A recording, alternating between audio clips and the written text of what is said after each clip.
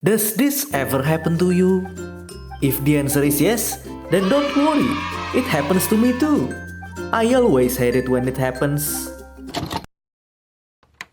When I told my friend who doesn't play Genshin about how much I hate how cluttered the dialogue is, he told me, "Isn't that the point of it?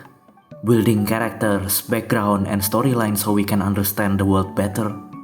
Basically, a character building and world building tool." I cannot counter him back. There is a truth to that argument, a very important truth. As far as the story goes, the role that world building plays is consequential as it gives life to the setting where the characters are. It drives the audience into believing that the world is real and has its own rules to follow. Without it, it would only feel like watching characters and set pieces being played up on a chessboard. It can work, but explaining how the world works can drag the audience even deeper to be immersed in the world itself. Ask anyone who has Harry Potter or Star Wars as their childhood. If you haven't heard a single Wingardium Leviosa or May the Force be with you after one sentence, they are fake fans. At that point, I kinda hate how I cannot even argue against him. Does that mean my feelings are worthless and unjustified? No, actually. I finally managed an argument for this after 5 months of shower thought. Ha! Take that, friend number 3. But first, let's compare Genshin with another game that has character and world building, yet would grab your attention like a kid would a candy on a Halloween.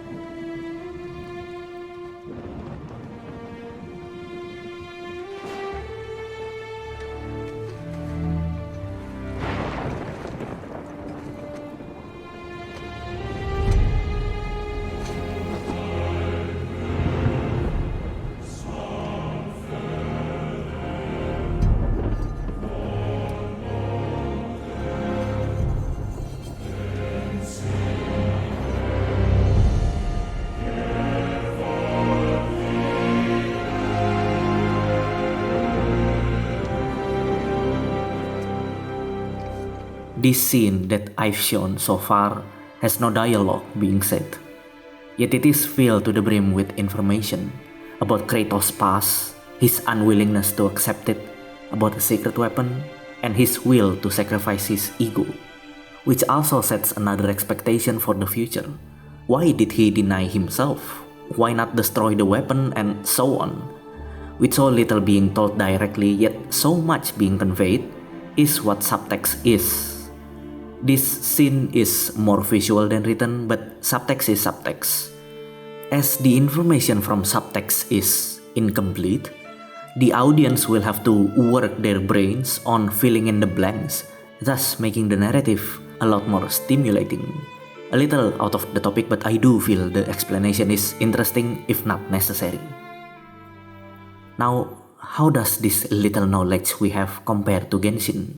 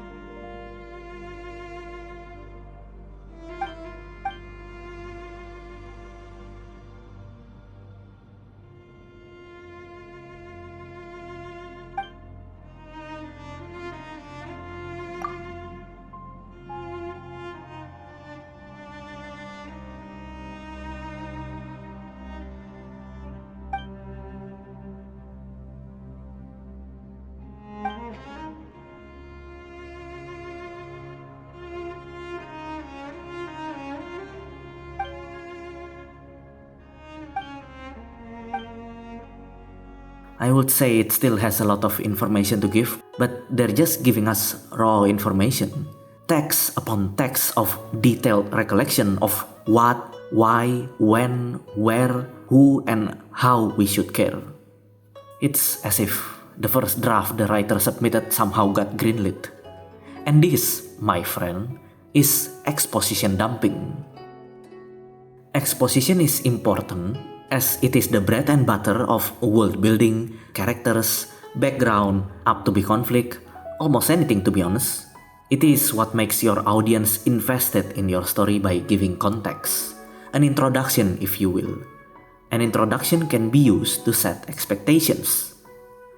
But give context, or in other words, information too much because you're so excited about your story, or scared that your readers might not understand, and decided to put all your note on the paper is where exposition dumping is. It confirms something I really had a hunch on, is that the audience actually wants to work for their meal. They just don't want to know that they're doing that. That's where Genshin failed. And if you are an active player, most likely you'll agree, Genshin's story is good. It has a good setup with Khaenri'ah and the world's rule of 7 Archons, the lore about Celestia, or even the existence of the main character that breaks the world's own principles. But god damn it sucks at presenting itself most of the time. Like, I don't need to know every event NPC's life I haven't met in 5 months. You can't just have your characters announce how they feel! That makes me feel angry! Oh, it's not fair. You compared Genshin, a game that used text for most of its story, with a fully acted voice-edited game like God of War. Well, I'm very sad to be the bearer of bad news, but take a look at this. Is where the story truly begins.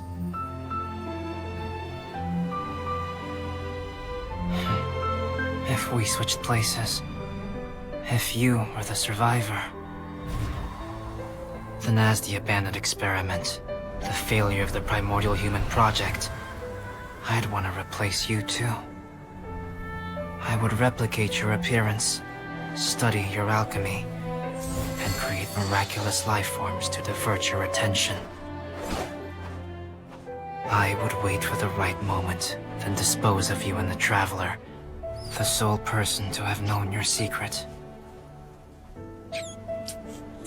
And then, I could finally experience the joy of being brought into the world.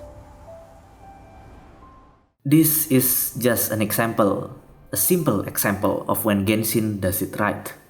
Albedo says this almost as if out of nowhere, not exactly explaining his feelings but rather retelling what happened and comparing it with his feelings, thus creating a subtext of meaning of his thoughts. And sure, this is a special occasion they can include, but do take note that stories come first from text before arriving in a widescreen. It looks nice, animated and pre-recorded, but it's not necessary. And then there are some scenes where Genshin actually pulled text-based subtext. I know I sound like I'm shitting on Genshin. I prefer the word critique, but more towards the general expo dumping in games. There is a pattern I saw actually. Games that are notorious to have these problems are most likely RPGs. Genshin is action RPG. JRPGs have a bunch of text, and don't even get me started on MMOs. That's one of the few reasons why I don't play MMO. Despite my friends kept pestering me about it, only a few come close to my favorite game while others stay in the dumpster. And while not all, if we take a look at Genshin as an example of action RPG, it has combat, adventure, mystery, puzzle, farming, fishing, storytelling, and complex combo building, not counting the events. The more subcategory you hit, the wider your target audience is.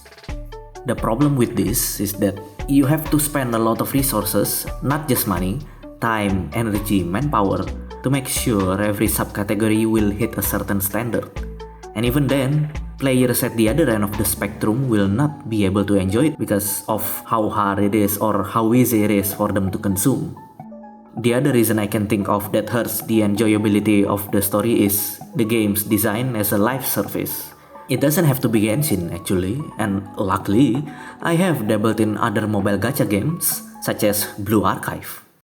I do think Blue Archive has a lot more charming personality in its text, but the longer I play, the less interested I am to hear the story. Came in, do the daily, get out. Luckily, it has a skip button unlike Genshin. But then comes the question, why make a story at all if you know your players are going to skip it? Contrary to Genshin, whose story has no personality, yet also no skip button present. Where do the two games sit? I am getting sidetracked, that's beyond my point, just food for thought. My point is, as a player who actively plays a live service gacha game, the longer I play, the less the story became part of the content, and more of a wall. It's as if I'm being desensitized. Oh look, new update! I sure hope I can skim through the story so I can get the juicy rewards. Contrary to when I play close-ended game like God of War or The Last of Us or even Elden Ring, I would put the blame exactly on the game design, the gacha game design. The design of time-gated content that feeds into the fear of missing out. Because you're always racing with time. Your goal is to get the rewards before it's gone. That's why the story can feel good as a newcomer, but stagnant in the long run.